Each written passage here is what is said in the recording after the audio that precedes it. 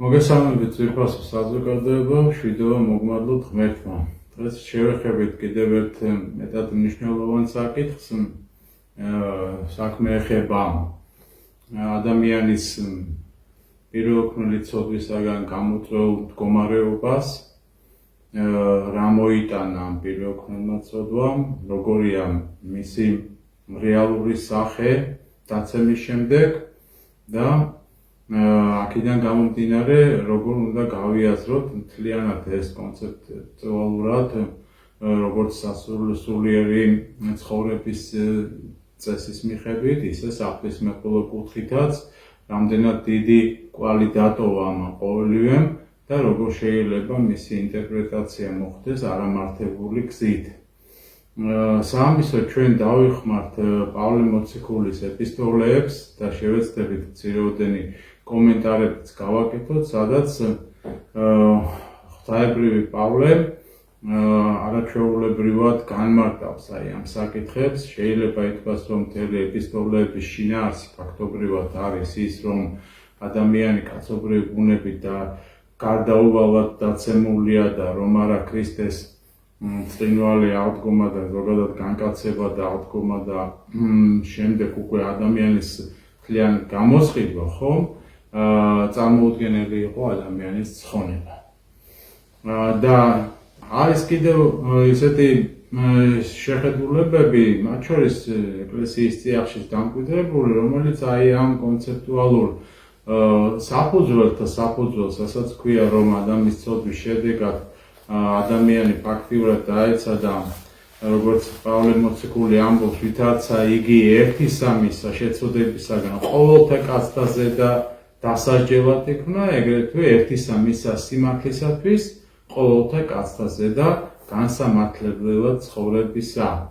ანუ არსი არის ძალიან მარტივი ერთი შეხედვით, მაგრამ რატომღაც მისი ინტერპრეტირება თანამედროვე ცხოვრებაში, ქრისტიანულ ცხოვრებაში, მით უფრო საღვთისმეტყველო წიაღისეებში სხვადასხვა გასაქანი პოვა და ის ჭეშმარიტი ანთროპოლოგია, რაც შემოგთავაზა პავლე მოციქულმა, შემდეგ იგივე გააკეთა არაჩვეულებრივად კართაგენის კრებამ, რომელიც ერთ-ერთი ავტორი შეიძლება ითქვას იყო ნეტარი ავგუსტინე და ზოგადად დიდი წმინდა მამები, რომლებმაც ამ საკითხებში საკვანძო გადატრიალება მოახდინეს, ხომ, იმ წარმართული ზოგადად ცხოვრების წესისა და იმისა, თუ რას ფიქრობდა მაშინდელი საზოგადოება, როგორ განაღვთობდა ის ადამიანს ზოგადად, ხოლო პავლე მოციქულმა და ზოგადად წმინდა წერილმა დაგვანახა ჩვენ, რომ ას თუ ისე კარგები ვართ, რამდენადაც ამას აკეთებდა მაშინდელი წარმართული სამყარო და ეს იდეურად შემოდიოდა მათ შორის ქრისტიანულ წიაღშიც იდგამდა ფესვებს და პელაგიანელობა სწორედ და ორიგენიზმიც სწორედ ამ კუთხით იყო სახიფათო და საშიში, რომ მათ ის ყველაფერი, რაც პავლე მოციქულისეული იყო და სახარებისეული იყო, მახინჯი ინტერპრეტაციებით შემოიტანეს. ამიტომ ჩვენ ამ საკითხებზე ვამახვილებთ დღეს ყურადღებას. ნახეთ, ერთ-ერთი შესანიშნავი ნიმუში იმისა, თუ რაზეც საუბრობ ჩვენ, ხოლო უკვე თუ რომელი იგი არა მნებავს, მასა ვყოფ და უკვე თუ იგი რომელი მნებავს, მასა ვერ ვიქნ. აც უკვე აღარა მე ვიქნ მას, არამედ რომელი იგი დამკვიდრებულ არ ჩემთანაც ცოდვა. ნახეთ, ფაქტობრივად იმ გარდაუვალობაზე საუბრობს, რომელიც ადამიანს აქვს, ანუ არ ნებავს ცოდვის ჩადენა, მაგრამ მაინც ყოფს. ნახეთ, და აღარა მე ვიქნა ამას, არამედ რომელი დამკვიდრებულ არ ჩემთანაც ცოდვა. ანუ ეს ცოდვის გარდაუვალობა აქ მკაფიოდ ჩანს, შემდეგ კიდევ ნახოთ მოდით ერთი ადგილი, რამე თუ ზრახვა იგი ხორცთა იმტერობა იარს ღვთისა, რამე თუ ჯულსა მასა ღვთისასა, ვერ დაემორჩილების და ვერცა ძალუც. გესმით? ანუ ვერ ძალუც ეს იმას ნიშნავს, რომ არ შეუძლია ადამიანს არ სცოდოს. ნახეთ, მათში მოქმედი ცოდვის კანონის გამო რომელზეც პავლე მოციქული ამახვილებს ყურადღებას. რატომ არის ეს საკითხი ასე მნიშვნელოვანი? და იმიტომ ძმაო და დანო, რომ დღეს თანამედროვე ადამიანს გონია, რომ რაღაცა თავისი ზრახვებით, თავისი შრომით, თავისი მონდომებით შეუძლია რაღაცის შეცვლა. ეს ასე არ არის. შეცვლის ავტორი ჩვენში, სულიერი ფერისცვალების ავტორი გახლავთ თავად ღმერთი.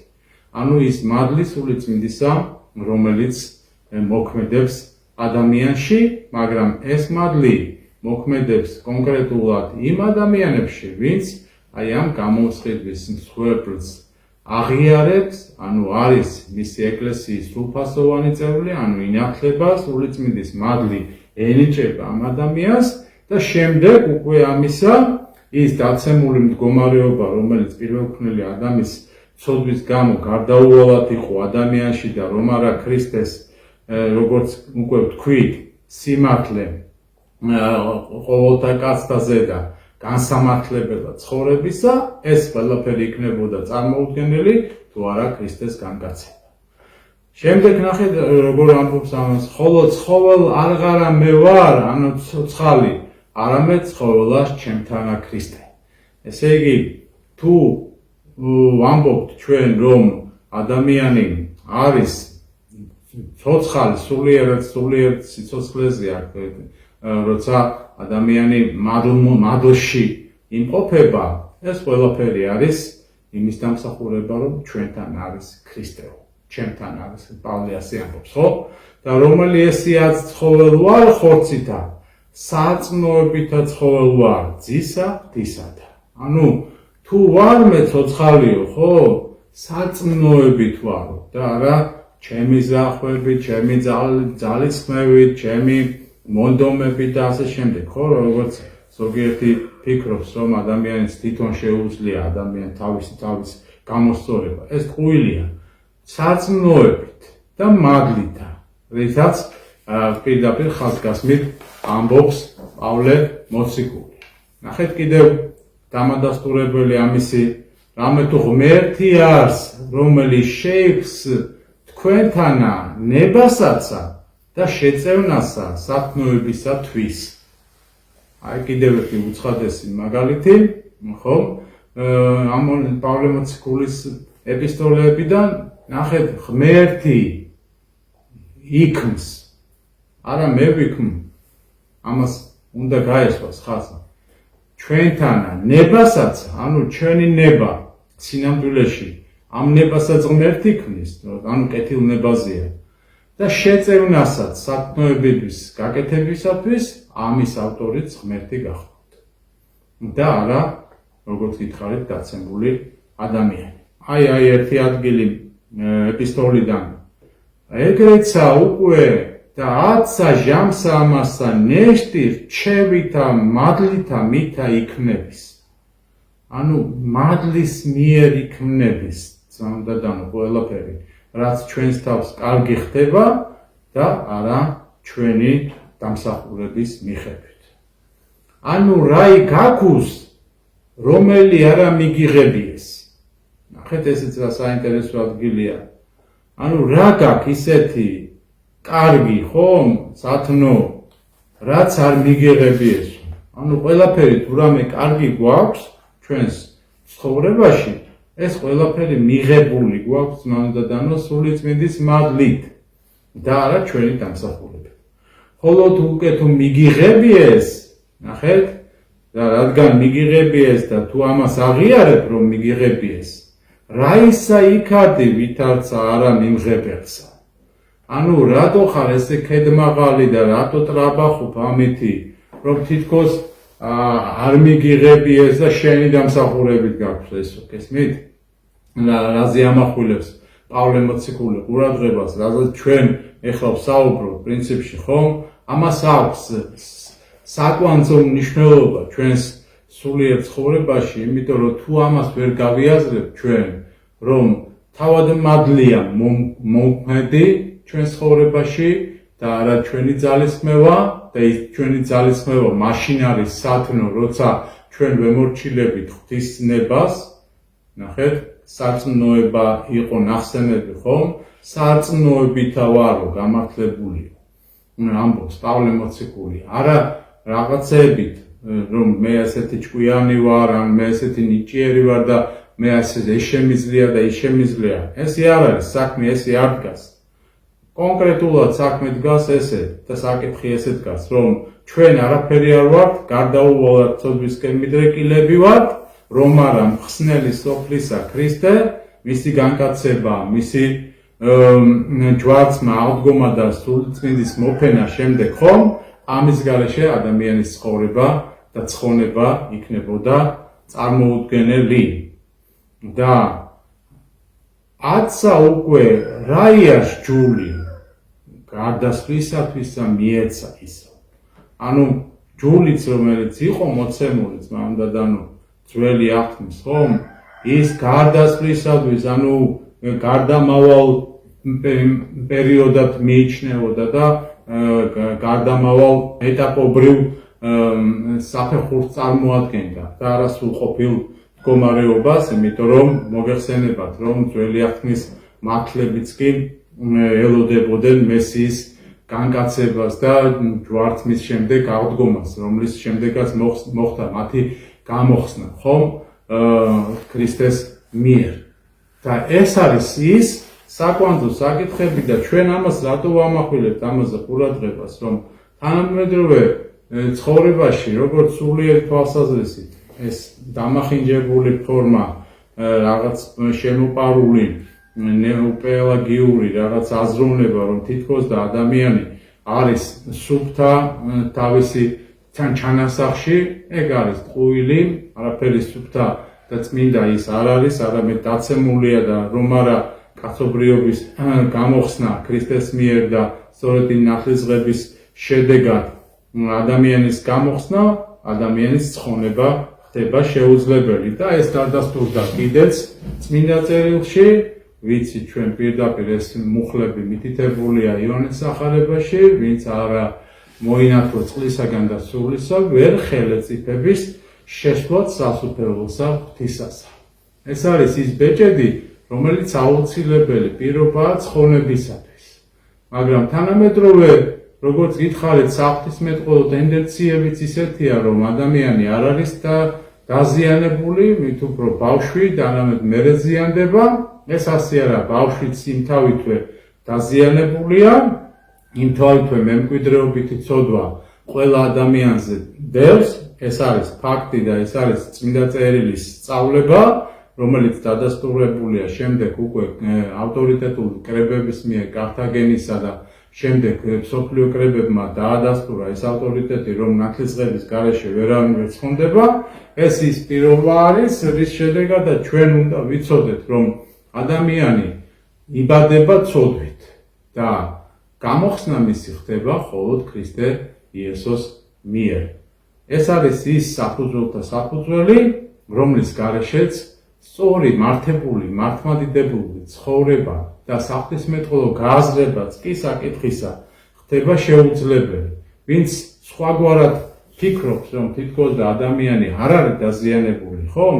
ეს არის ის ნეოპლატონური თუ ნეოორიგენისტური გნებავ ნეოევაგრისეული სწავლებები, რომლებიც ასევე სამწუხაროდ იყო შემორჩენილი, რაღაცნაირად დამკვიდრებული ისტორიულად ეკლესიის წიაღში, მასთან ეკლესია ბრძოლობდა აი ამ შეხედულებებთან, მაგრამ ეს შეხედულებები საკმაოდ მძლავრად მოქმედებდა საღვთისმეტყველო სკოლებზე და ჩვენ ამას კარგად ხედავთ, როგორც ალექსანდრიის ისე ანტიოქიის სკოლებში თუ რა ხდებოდა, როგორი გავლენები ჰქონდა, ხო, ორიგენეს, თქვა, ევაგრეს თუ გვინდა სხვა ერეტიკოსებს, რატო ხდებოდა ეს, რომ რატო ვერ ახერხებდა ეკლესია დიდი ხნის მანძილზე მათთან გამკლავებას, იმიტომ რომ ეს იმდენად თვისობრივად ბუნებრივი ჩანდა ადამიანისთვის, იმდენად მატყუ არა იყო ეს მდგომარეობა, ხო? და ამავე დროს იმდენად წარმართული სამყაროდან მყარად მოსდევდა აი ამ ელინურ ცნობიერებას ზოგადად, ხო?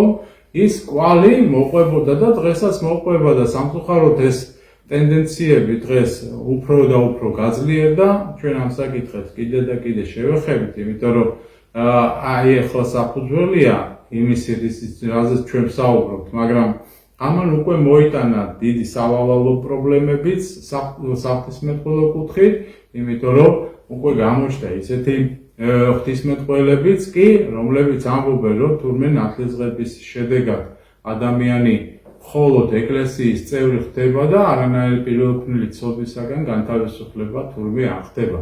რაც არის ჯერ ერთი წმინდა წერილის უხეში დარღვევა და შემდეგ უკვე მსოფლიო კრებების და ზოგადად პატრისტიკული არსის მთლიანად დამახინჯება, რაც ორივე აი ამ დიდ ფასეულობას, რითაც ადამიანი თავის საღვთისმეტყველო თუ სულიერ ცხოვრებას ალაგებს მართებულად, იწყება უკუღმა მისი გააზრება.